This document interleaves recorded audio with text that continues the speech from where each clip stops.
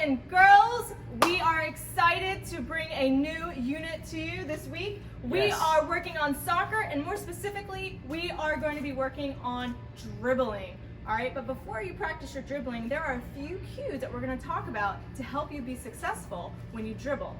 Yeah, some of these cues, and we're going to go over them each one by one. The first one is you want to have light taps when you're dribbling the ball. You want to keep that ball nice and close to your body. So these two go together. So if you tap the ball lightly with your feet, then obviously the ball is going to stay closer to your body.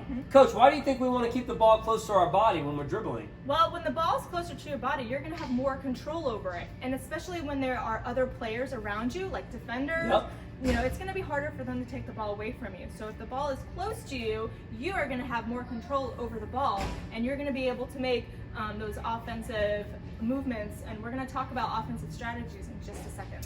Yeah, so another one of our cues, it says we can use the inside part of our foot, so that's going to be here, okay? You can use the outside part of your foot, so obviously here. You can also use the top of your foot. A lot of people like to point their toe down and push with the laces of your foot.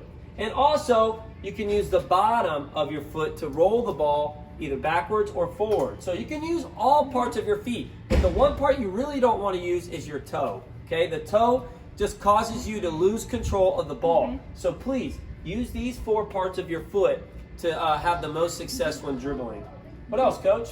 Yeah, and you also want to keep your eyes up. Your eyes are going to always be up, scanning your area, because you want to know if you're dribbling, where you're going to dribble to, making sure that there's not any obstacles or other players.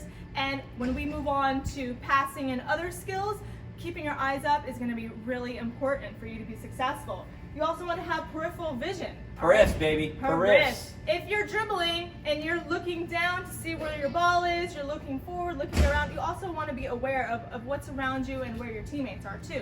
Yeah, obstacles, teammates, defenders, all those can be seen with your eyes up and your periffs, right? Last thing, we already talked about keeping the ball close to our body, is trapping the ball, okay? The one thing that you can do if you start losing control of your ball is to trap it. That means to stop the ball completely, right? Stopping the ball completely allows your body to, it's like a reset button in a video game or something like that. You're resetting your body so you can start again and then work on using those cues, okay? To help you be successful, all right? So trapping the ball, you can trap with the ball by stepping on it, or you can trap the ball with the inside or the outside parts of your feet.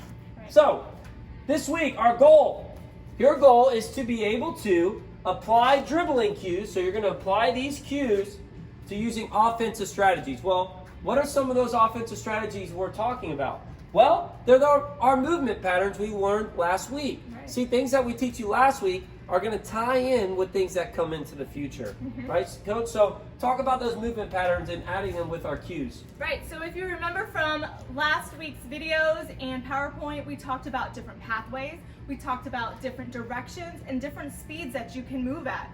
So when you're dribbling the ball, those are different movement patterns that you can use, or offensive strategies that you can use in addition to the cues so that you can be successful. Yep, absolutely. So at the end, our discussion question for this week, after we get done doing these, and we're going to have some videos after this video that we want you to try, boys and girls. We're going to have some tasks for you to try that will help you get better dribbling a soccer ball, okay?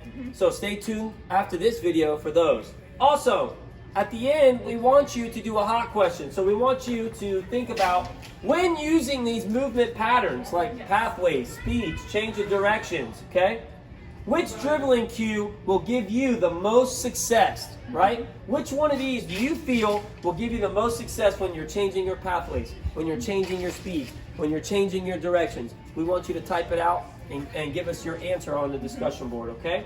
Other than that, look at these pictures, okay? Check out those cues. Work hard this week on those tasks, okay? That's it. That's all I got, Coach. I think that's good. We'll see you Friday on Zoom. Yep, see you Friday.